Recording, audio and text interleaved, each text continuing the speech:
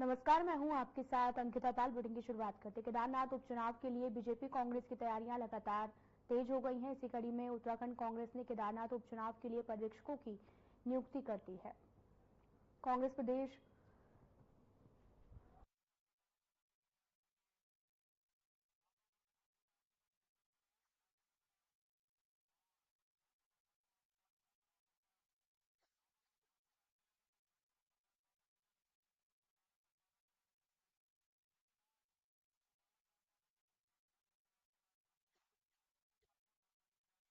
Akhil Bharatiya Congress committee के निर्देश पर प्रदेश कांग्रेस कमेटी के माननीय अध्यक्ष आदरणीय करण मेहरा जी ने केदारनाथ उपचुनाव में पर्यवेक्षण करने के लिए 2 वरिष्ठ नेताओं की ड्यूटी लगाई है। उनको पर्यवेक्षक के रूप में नियुक्ति किया है। और हमारे जो विधानमंडल दल के उपनेता हैं भुवन कापड़ी जी और जो हमारे झबरेड़ा के विधायक हैं बीरेन जाति जी, इन दोनों वरिष्ठ नेताओं को केदारनाथ चुनाव में पर्यवेक्षक की भूमिका में नियुक्त किया है।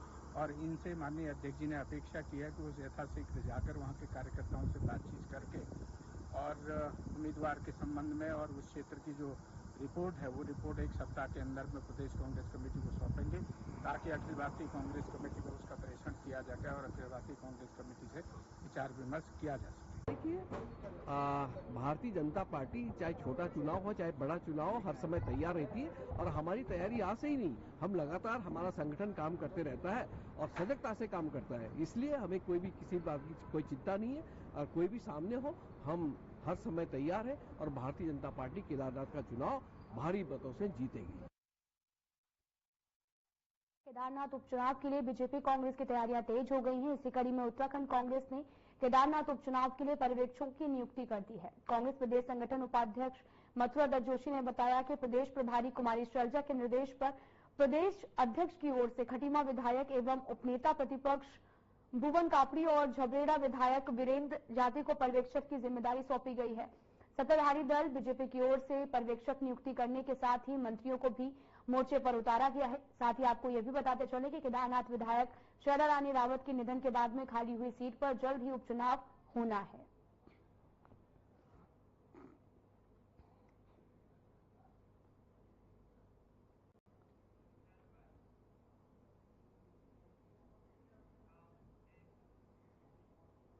उत्तर प्रदेश के मुख्यमंत्री योगी आदित्यनाथ डोईवाला के जोली ग्रांट स्वामी राम हिमालयन हॉस्पिटल पहुंचे हैं और हॉस्पिटल में पिछले 6 दिनों से भर्ती अपनी मां सावित्री देवी का हालचाल जाना। हिमालयन हॉस्पिटल के डॉक्टर हेमचंद पांडे ने मीडिया को जानकारी देते हुए बताया कि यूपी के सीएम योगी आदित्यनाथ की माता सावित्री देवी पिछले 5 दिनों से हॉस्पिटल में है और स्वास्थ्य लाभ भी ले रही हैं। आंख में देखने की कुछ प्रॉब्लम थी, जिसके बाद उन्हें मंगलवार को भर्ती किया गया था।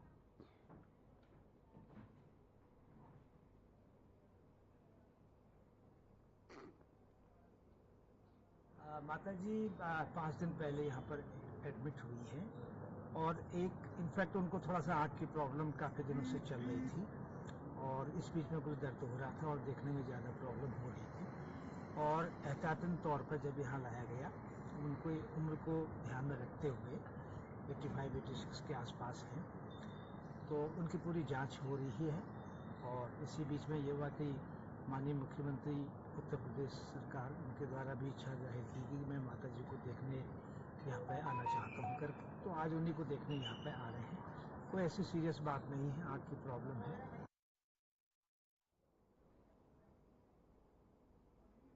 मंगलौर गंग नहर में एक युवती के छलांग लगाने की सूचना पुलिस को मिली है और मिलते ही पुलिस की टीम के साथ गोताखोरों ने युवती की तलाश शुरू कर दी है। मंगलौर कोतवाली क्षेत्र के गांव की रहने वाली बीकॉम की छात्रा की फेसबुक आईडी बनाकर उस पर उसके फोटो भी अपलोड कर लिए थे और जिसके त्रस्त होकर युवती ने अपने घर पर सुसाइड नोट छोड़ा।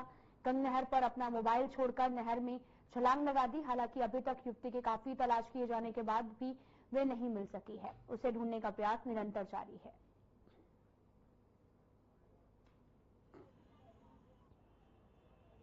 तो जी मेरी बहन जी, वो पता नहीं मैं 2 बजे सो गई थी तो वो पानी पी रही थी। फिर पता नहीं वो किस टाइम निकली। फिर सुबह में 8 साढ़े 8 बजे सो गई थी। मैंने उसे उठाने की वो करी, वहाँ कोई नहीं था, वहां से किए थे बस। फिर मैं एक कॉपी पे लिखा हुआ था कि मैं मंगलोर जा रही, मेरा पीछा ना करियो और मेरी अगर मैं मर गई ना तो पोस्ट मास्टर ना करवाइए बिल्कुल भी। उन्होंने पोस्ट मास्टर को बिल्कुल मैंने कर दी, कहा पोस्ट मास्टर ना करवाइए बिल्कुल भी, अगर मिल भी गई मैं। तो लड़के को फोन मिला, मैंने एकदम इसके नंबर पर कॉल करी, तो यहाँ का बाला का, उसमें बालाजी में काम करो होटल में, उसने एकदम कॉल उठाई कि तुम्हारा फोन यहाँ से यहाँ तो ले जाओ फोन। बस जो यहाँ पे बात पूछ रही थी कि क्या ना, नहीं तभी 1.5 महीना पहले क्या फोटो लिए थे, किसी लड़के के साथ बात कर रही थी, तो उसके लड़के ने फोटो खींचे होंगे, तो उसके चाचा के लड़के ने फोटो खींच, चाचा के नहीं भी पता नहीं, हाँ नहीं घेरे, फिर क्या नाम चाचा के लड़के ने फोटो खींच कर वायरल कर दिया, इंस्टाग्राम पर घेर दिया, तो उसकी बेइज्जती के मार अपनी जान दे दी उनको। पुलिस को बता दिया? हाँ, वह पर्चा मिला, पर्चा लिखा हुआ, मैं सुबह के टाइम उठी, सुबह को देखा, मैंने उठाई नहीं, मैं कभी भी नहीं उठाऊंगी, या रूजी को उठाई, मैं कहा उठ जा, या उठी, मैं कंबल उठा कर देखा, वहाँ आई नहीं, कह लगे बाजी नहीं है, मैंने कहा क्या नाम कहाँ गई, मैं एकदम वहीं से वहीं बैठ गई, वहीं रोड लगी, फिर पर्चा देखा, पर्चे में फिर हम यहाँ गए बालाजी के यहाँ, मोबाइल लिया, मोबाइल लेकर फिर हम पुलिस यहाँ आए नहर पर पुलिस वालों को कहा।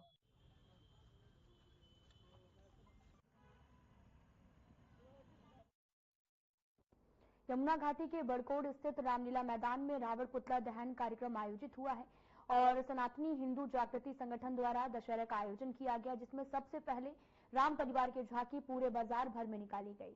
इसके बाद में रामलीला मैदान में सभी लोग इकट्ठा होकर पुतला दहन कार्यक्रम में सम्मिलित हुए और बड़कोट में इस साल 25 फीट ऊंचे रावण का पुतला तैयार किया गया, जिसे शुभ समय के अनुसार आग के हवाले किया गया। असत्य पर सत्य की जीत के साथ में दहन कर दिया गया।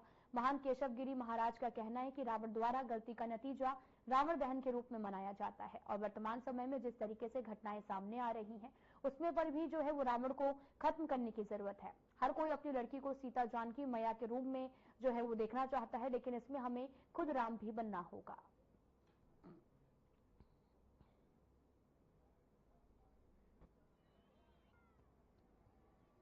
कि रावण ने सिर्फ एक गलती की थी कि सीता माता को बुरी नजर से देखा, तो ऐसे रावण को आज तक क्षमा नहीं किया गया है और जगह जगह हर गली जो रावण उत्पन्न हो रहे हैं, तो उनके लिए एक संदेश है ये कि अभी भी सुधर जाओ, अभी भी समय है, और नहीं तो ऐसे ही हर चौराहे पर हर गली पे एक न एक रावण हर दिन, हर साल, हर महीने दहन होगा।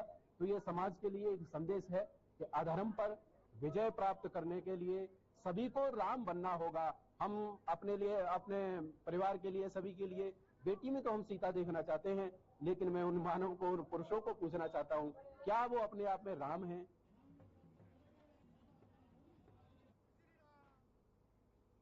डोईवाला के रानी पोखरी में बालिका इंटर कॉलेज खेल मैदान में भव्य दशहरा मेले का आयोजन किया गया, जिसमें 65 फीट ऊंचा रावण और 45 फीट ऊंचे कुंभकर्ण और मेघनाथ के बनाए गए थे, जिनके दहन किया गया है और दशहरे मेले में खेल, खिलौने और खाने पीने के स्टॉल का लोगों ने लुत्फ उठाया है।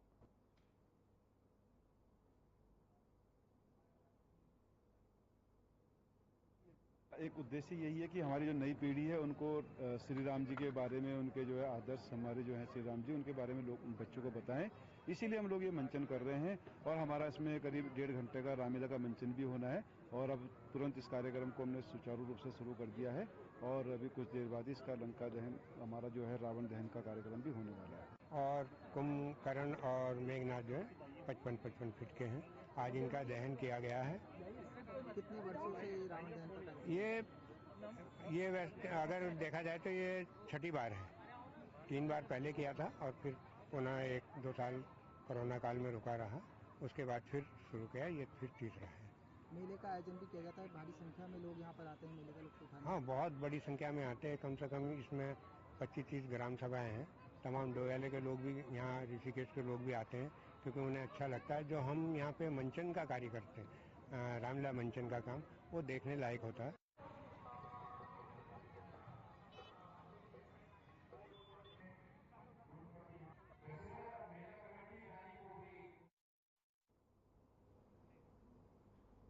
चंपावत के तामली में दशहरा महोत्सव का आयोजन किया गया, जिसमें सीएम पुष्कर सिंह धामी ने शिरकत की। इस मौके पर सीएम धामी ने वहां पर मौजूद जनसभा को संबोधित किया। क्या कुछ कहा, आपको सुनाते हैं।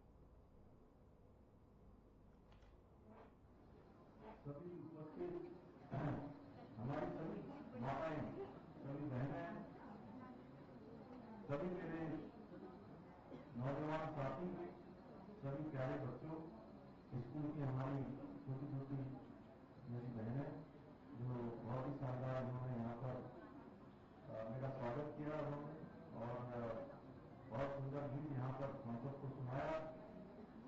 पत्रकार मित्र, छायाकार बंधु सबको, हमारे सभी बड़े बुजुर्गों को मैं सबको प्रणाम करता हूँ, सबको नमन करता हूँ। और बहुत ही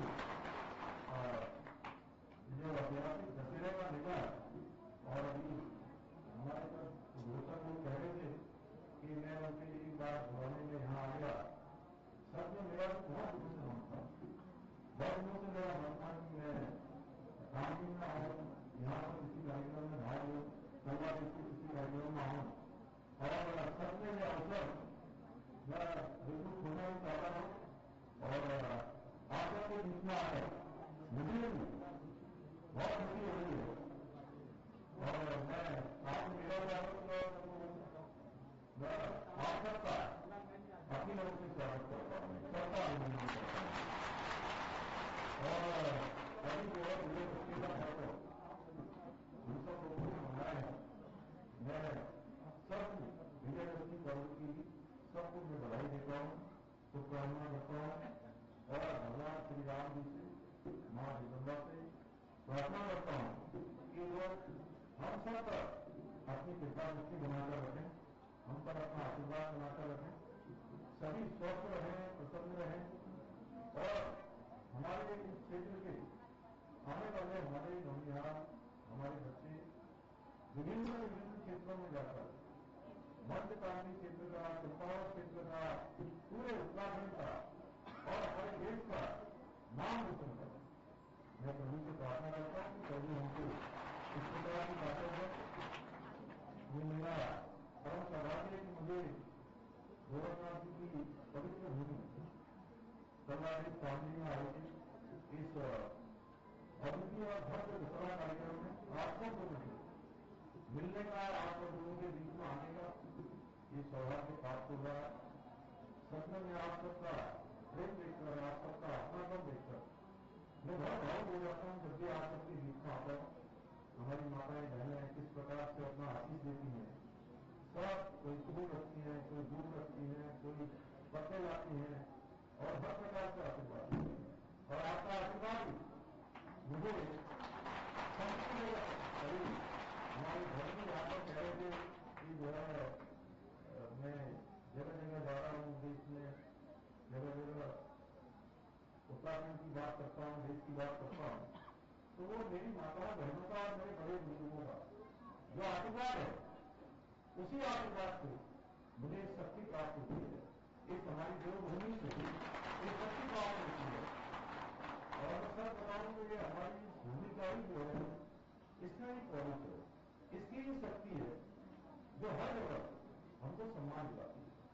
और ये केवल मेरा सम्मान नहीं होता, मैं ये बिल्कुल इस बात को आत्मसात करता हूँ कि जहां भी मुझे सम्मान मिलता है तो मैं ऐसा मानता हूँ कि मैं तो केवल प्रतीक मात्र यहाँ पर हूँ, मैं प्रतिनिधि हूँ, ये मेरे पूरे उत्तराखंड के लोगों का सम्मान होगा, पूरे हमारे यहाँ के जनपद के लोगों का सम्मान होगा, चंपावत के लोगों का सम्मान होगा, मध्यकालीन क्षेत्र के लोगों का सम्मान होगा, सीमांत क्षेत्र के लोगों का सम्मान होगा। और आप सबके बीच में इस महोत्सव में आना ये अपने आप में बहुत ही विशेष महत्व की बात है। और इस मेले की विशेषता केवल सीमांत क्षेत्र सामने और उसके नजदीक के क्षेत्रों पर ही सीमित नहीं है, बल्कि ये माता सीता की जन्मस्थली नेपाल से भी मुझे बताया गया कि बड़ी संख्या में लोग यहाँ आते हैं। और बड़ी अच्छी बात है कि नेपाल वालों के साथ भी हमारी जो है यहाँ पूरे क्षेत्र का मैं देखता हूँ यहाँ से पूरा धारचूला से जब शुरू करते हैं हम, इधर धारचूला है, उधर धारचूला है, हमारा झूला घाट से लेकर उधर झूला घाट क्या है, और पूरा हमारा शुरू पश्चिमांचल जो नेपाल का पूरा क्षेत्र जो वहाँ हमारे चंपावत जनपद से, पिथौरागढ़ जनपद से और हमारे बगल में उधमसिंह नगर जनपद से पूरा मिला हुआ। और इस क्षेत्र के लोगों का आपस में बहुत अच्छा संबंध है और रोटी रोटी का संबंध है। प्रत्येक दिन पर अभी ये शादी विवाह की जो है जब शुभ दिन आते हैं, जब बैठ ठीक पड़ती है वाले की क्या बोलते हैं नरम चीज होती है। तो कितने दिन ऐसे होते हैं, कितने पता नहीं लगता किसी नेपाल से बारात आ रही है, नेपाल से बारात यहाँ आ रही है, यहाँ की बारात नेपाल जा रही है। तो इस प्रकार का हमारा संबंध है।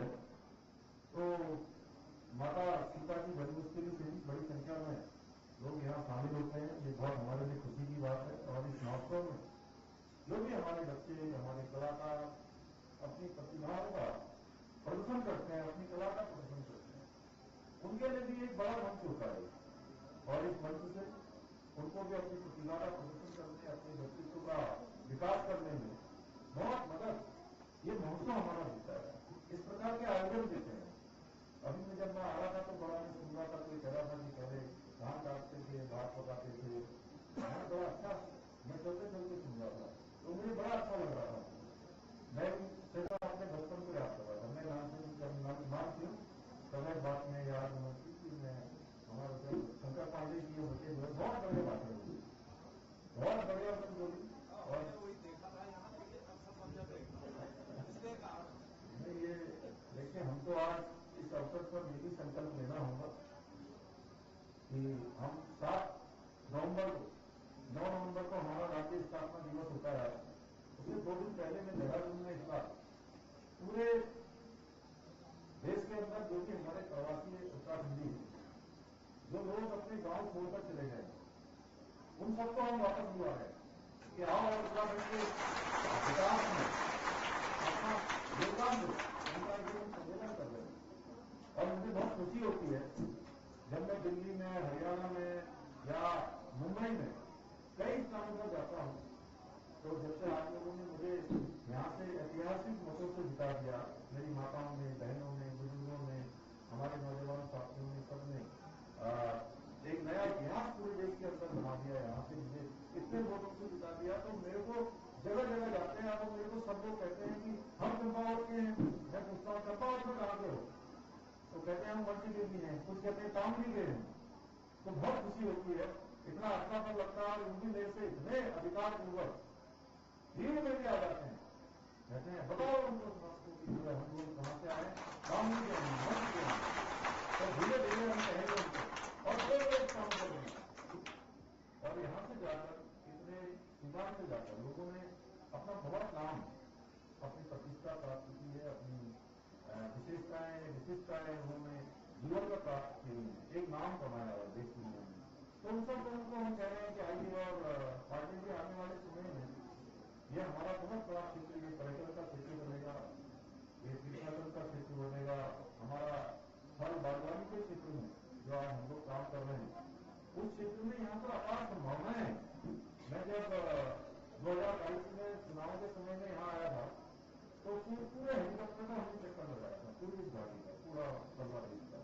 तब मैंने देखा था यहाँ जीवन का बहुत संभावना है, बहुत अपार संभावना है, यहाँ काम करना है। और हम लोगों को ये क्षेत्र को हमारा एक आदर्श क्षेत्र बनाना है। क्योंकि हमने पहले से कहा है कि पूरा चंपावत जंक्शन आज आदर्श चंपावत की तरफ आगे बढ़ रहा है।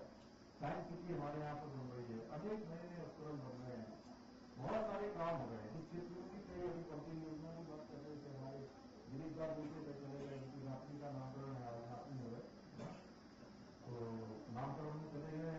मैं मानता हूँ कि पंपिंग योजना बहुत जरूरी है।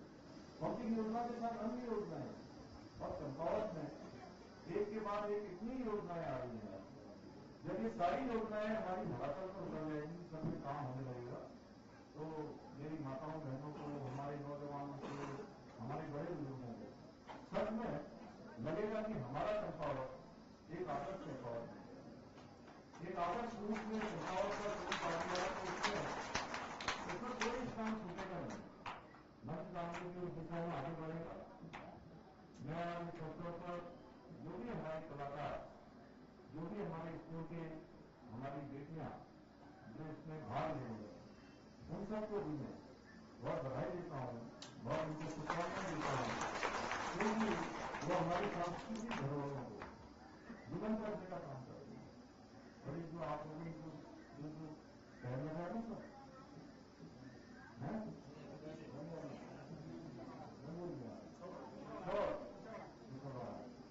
तो तो ये थोड़ा ये यही नहीं, आप उसको यहाँ कहेंगे। अब मैं आपको बताऊं, मैं इंग्लैंड गया, ये नए बच्चे हमारे सब जानते हैं, इंग्लैंड गया अंग्रेजों का देश, जिन अंग्रेजों ने कई सैकड़ों सालों तक हमारे यहाँ शासन किया। हमारे देश के अंदर वो ईस्ट इंडिया कंपनी बनाकर आए थे। कितने बच्चे जानते हैं east India company? Very good, जानती है? और कौन जानता है ईस्ट इंडिया कंपनी?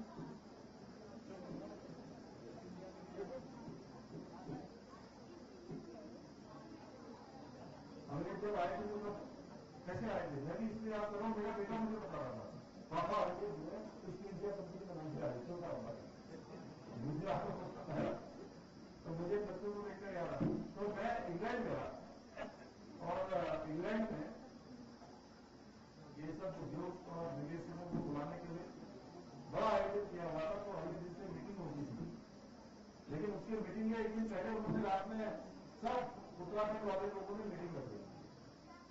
अब मीटिंग कौन सी थी? मीटिंग थी उनका सांस्कृतिक कार्यक्रम का, सम्मान करना था, उनकी बात करनी थी।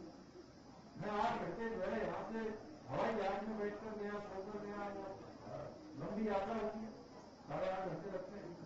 वहां से जाने के बाद 1 घंटे बाई रोड जाना पड़ा। तो मेरे को आधी नींद आ रही थी, गाड़ी में से मैं उठा तो मैं गया, तो मैंने देखा जैसे हमारी बेटियां आगे बैठी हैं, हमारी बहनें आगे बैठी हैं, सब अपना पिछड़ा लगा के आई हैं, सब लोग जो है अपना परिधान करके, ऐसे परिधान वाले मुझे सैकड़ों लोग मिल रहे वहां, छोटे छोटे बच्चे मिल रहे वहां। अब मैं थोड़ी देर के लिए मैं कंफ्यूजन हो गया, मेरी समझ में नहीं आ रहा था कि मैं उत्तराखंड में हूँ, मैं देहरादून में हूँ, चंपावत में हूँ, या मैं इंग्लैंड में हूँ। अरे ये भी यूके और वो भी यूके, तो मैंने कहा कि हमने वाले यूके में हम भी, ये वाले भी यूके में। तो इस प्रकार के हमारा एक कल्चर, हमारी ये संस्कृति जो धीरे धीरे विलुप्त हो रही है। अब देखिए धोलापन बनाने के लिए कम लोग लगाते हैं। कल एक बच्ची जो है वो टीसीएस परीक्षा में पास हुई, तो मेरे को धन्यवाद करने के लिए आई, यही नैनीताल की थी। तो एक दिन पहले आई थी कि महिलाओं का आरक्षण नहीं मिल रहा है, महिलाओं का आरक्षण बंद हो गया था। हमने फिर विधानसभा में विधेयक लाया, हमने कानून बनाया कि अब हमारी उत्तराखंड की महिलाओं को सरकारी नौकरियों में 30% का आरक्षण मिले। और वो इस समय आई कि मैं भूल आई थी, तो कब वो आई, उसने पहले तो मेरे को टीका लगाया दशहरे के दिन, और उसके बाद बोली कि कल की परसों एक दिन पहले, तो बोली कि आपके कारण हमको नौकरी मिल गई और मैं इसीलिए। राजपुरी में इतना ही, नमस्कार।